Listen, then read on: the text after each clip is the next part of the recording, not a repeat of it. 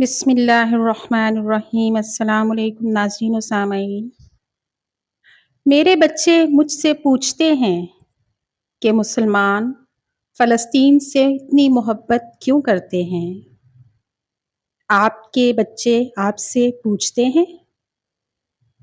آپ کے بچے بھلے آپ سے پوچھیں یا نہ پوچھیں، آپ انہیں یہ ضرور بتا دیجئے کہ ہم فلسطین سے اس لیے محبت کرتے ہیں کہ یہ فلسطین انبیاء علیہ السلام کا مسکن اور سرزمین ہے۔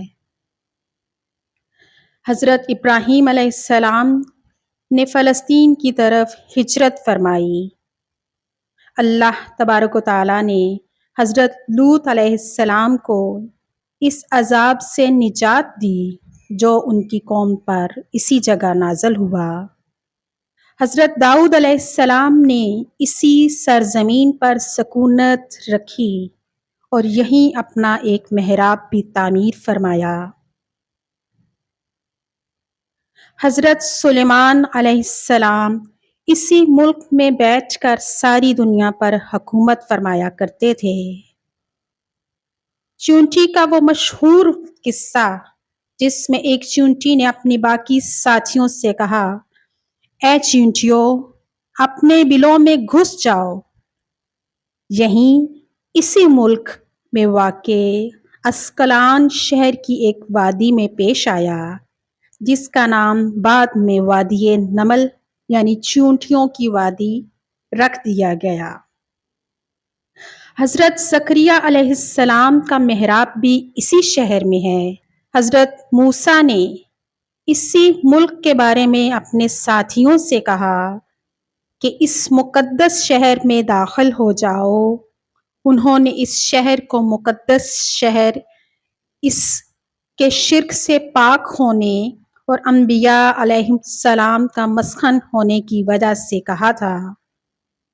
اس شہر میں کئی معجزات وقوع پذیر ہوئے، جن میں ایک کنواری بی بی حضرت مریم کے بدن سے حضرت عیسیٰ علیہ السلام کی ولادت مبارکہ بھی ہے۔ حضرت عیسیٰ علیہ السلام کو جب ان کی قوم نے قتل کرنا چاہا تو اللہ تبارک و تعالیٰ نے انہیں اسی شہر سے آسمان پر اٹھا لیا تھا۔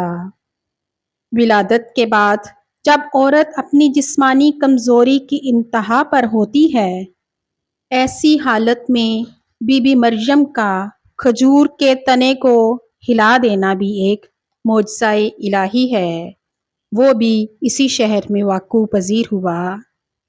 قیامت کی علامات میں سے ایک حضرت عیسیٰ علیہ السلام کا زمین پر واپس تشریف لانا اسی شہر کے مقام سفید مینار کے پاس ہوگا۔ فلسطین کو نماز کی فرضیت کے بعد مسلمانوں کا قبلہ اول ہونے کا اعزاز بھی حاصل ہے۔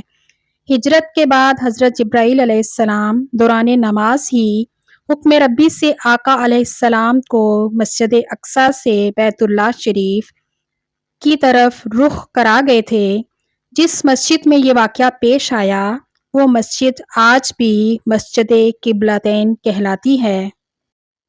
حضور اکرم صلی اللہ علیہ وآلہ وسلم معراج کی رات آسمان پر لے جانے سے پہلے مکہ مکرمہ سے یہاں بیت المقدس فلسطین لائے گئے۔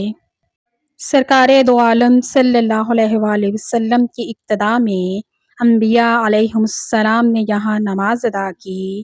اس طرح فلسطین ایک بار پھر سارے انبیاء کا مسکن بن گیا۔ سیدنا ابو ذر رضی اللہ تعالیٰ عنہ کہتے ہیں، میں نے رسول اللہ صلی اللہ علیہ وسلم سے عرض کیا، زمین پر سب سے پہلی مسجد کون سی بنائی گئی؟ تو آپ صلی اللہ علیہ وسلم نے فرمایا، مسجد الحرام یعنی خانہ کعبہ۔ میں نے عرض کیا، پھر کون سی مسجد بنائی گئی؟ تو آپ نے کہا، بیت المقدس۔ میں نے پھر عرض کیا، ان دونوں کے درمیان کتنا فاصلہ تھا؟ آپ صلی اللہ علیہ وآلہ وسلم نے فرمایا، 40 برس کا، اور تو جہاں بھی نماز کا وقت پا لے وہیں نماز ادا کر لے، بس وہ مسجد ہی ہے۔ وصال حبیبنا صلی اللہ علیہ وآلہ وسلم کے بعد حضرت ابو بکر رضی اللہ تعالیٰ عنہ کو ارتداد کے فتنہ اور دیگر مشاکل سے نپٹنے کے لیے عسکری اور افرادی قوت کی اشد ضرورت کے باوجود فلسطین کی طرف آپ صلی اللہ علیہ وآلہ وسلم کا تیار کردہ لشکر بھیجنا بھی ایک ناقابل فراموش حقیقت ہے۔ اسلام کے سنہری دور فاروقی دور میں دنیا بھر کی فتوحات کو چھوڑ کر محض فلسطین کی فتح کے لیے خود سیدنا عمر فاروق کا چل کر جانا اور یہاں پر جا کر نماز ادا کرنا اس شہر کی عظمت کو اجاگر کرتا ہے۔ دوسری بار معراج کی رات بروز جمعہ 27 رجب 583 ہجری کو صلاح الدین ایوبی کے ہاتھوں اس شہر کا دوبارہ فتح ہونا بھی ایک نشانی ہے۔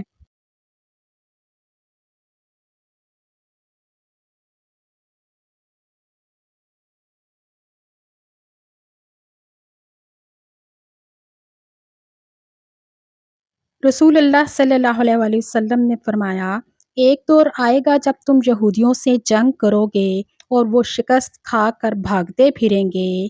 کوئی یہودی اگر پتھر کے پیچھے بھی چھپ جائے گا تو وہ پتھر بھی بول اٹھے گا کہ اے اللہ کے بندے، یہ یہودی میرے پیچھے چھپا بیٹھا ہے، اسے قتل کر ڈالے۔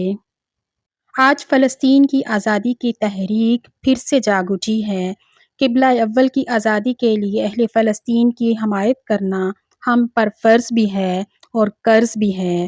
اللہ تعالیٰ سے دعا ہے کہ وہ فلسطین کے مسلمانوں کی مدد فرمائے اور یہودیوں کو اور بنی اسرائیل کو نیست و نابود فرمائے۔ آمین۔ جزاک اللہ خیرا کثیرا۔